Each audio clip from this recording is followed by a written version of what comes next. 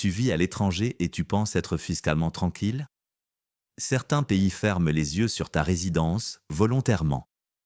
Pas d'échange d'infos, pas de questions, pas d'impôts. Mais attention, cette liberté a une date de péremption. Voici les 7 pays où tu peux encore te faire oublier, mais peut-être plus pour longtemps. On parle souvent de paradis fiscaux comme si c'était une affaire de riches.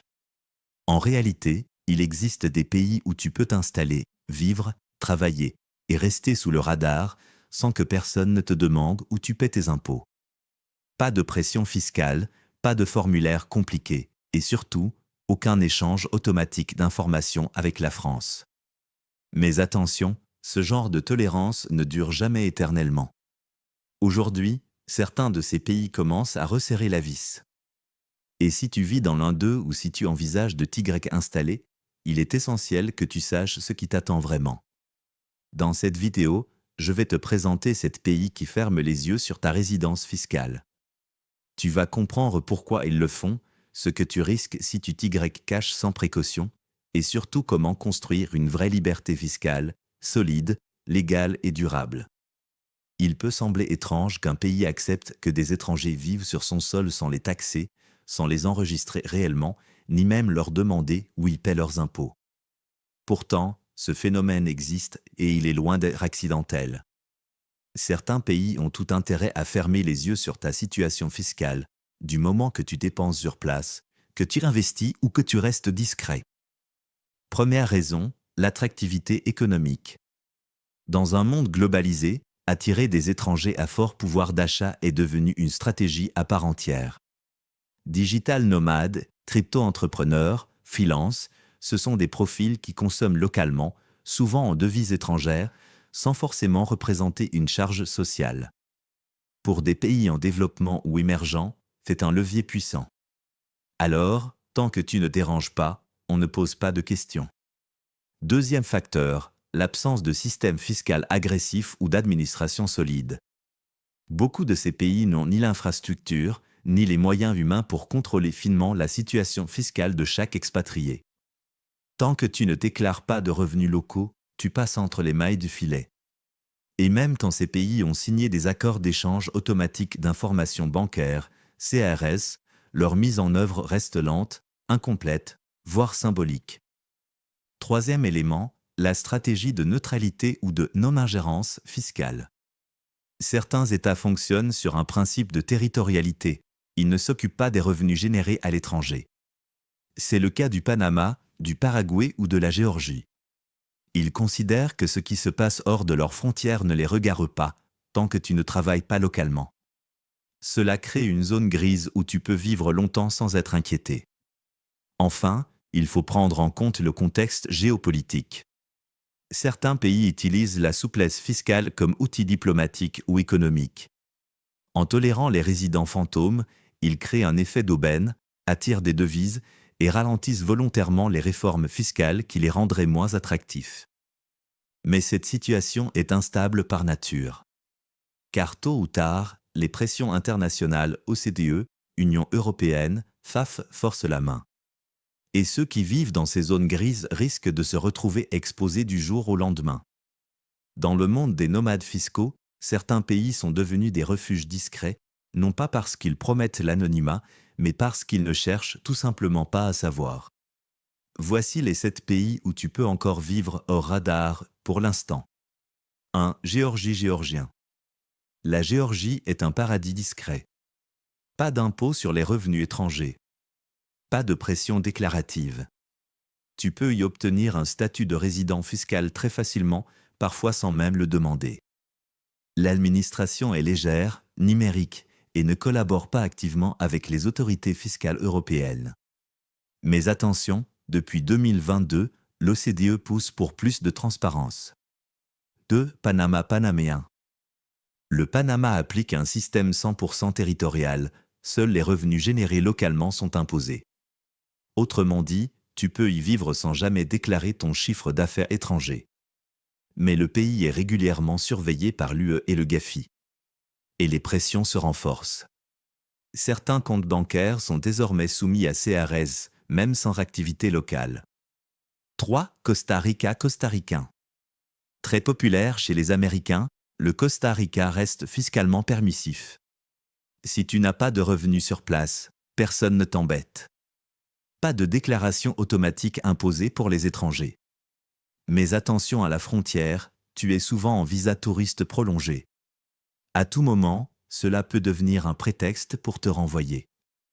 Car Indonésie, Bali, indonésien. Bali est un Eldorado temporaire pour beaucoup de freelances et de crypto-nomades. Mais depuis 2022, l'Indonésie a commencé à exiger que les étrangers justifient leurs revenus et leur activité. Des contrôles sporadiques apparaissent et certaines cartes bancaires étrangères sont surveillées. La tolérance fiscale s'effrite peu à peu. 5. Paraguay. Peu de gens y pensent, mais le Paraguay est une perle pour ceux qui veulent disparaître du fisc. Tu peux obtenir une résidence permanente rapidement et le pays ne taxe que les revenus locaux. Pas de système CRS appliqué sérieusement. Mais là encore, les accords sont signés. Reste à savoir quand ils seront mis en œuvre. 6. Émirats arabes unis arabes. C'est l'un des seuls pays développés encore sans impôt sur le revenu personnel. Tu peux y vivre et y travailler en toute légalité, sans être taxé. Mais depuis 2023, les eaux appliquent le CRS. Certains Français y ont vu leur compte automatiquement déclaré. Le mythe de l'invisibilité fiscale commence à s'effriter. C'est Thailand. Beaucoup y vivent avec des visas longue durée ou le fameux Thailand Elite Visa sans jamais déclarer un centime. Officiellement, la Thaïlande n'impose pas les revenus étrangers non rapatriés. Mais en 2024, une annonce a été faite, les règles vont changer. D'ici 2025, même les revenus étrangers pourraient être concernés. Ces pays offrent une opportunité temporaire, mais jamais une garantie. Et vivre hors radar n'est pas un plan.